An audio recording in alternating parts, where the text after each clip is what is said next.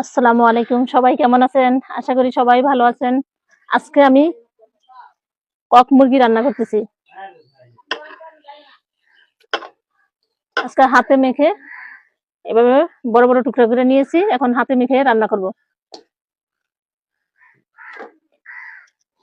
প্রথমে পেঁয়াজ দিয়ে দিব,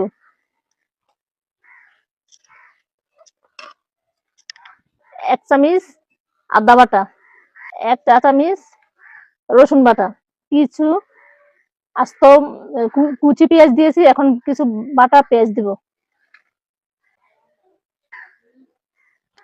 3টা তেজপাতা, দারচিনি আর এলাচ, আস্ত এলাচ, দারচিনি আর তেজপাতা দিয়ে দিলাম, 4টা কাঁচামরিচ, মতন লবণ। এখন 1 চা চামচ হলুদের গুঁড়া, মরিচের গুঁড়া 1 চা চামচ, ধনিয়ার গুঁড়া 1 চা চামচ, জিরার গুঁড়া। এখন তেল দিয়ে সবগুলো মেখে নিব। এভাবে হাতে সবগুলো মেখে নিব।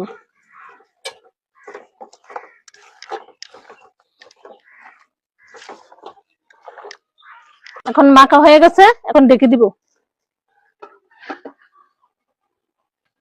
এখন একটু নেড়ে দিব, সবগুলা কষিয়ে নেব।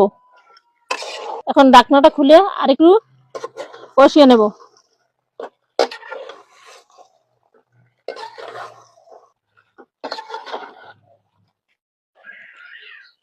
এখন পরিমাণ মতন পানি দিব।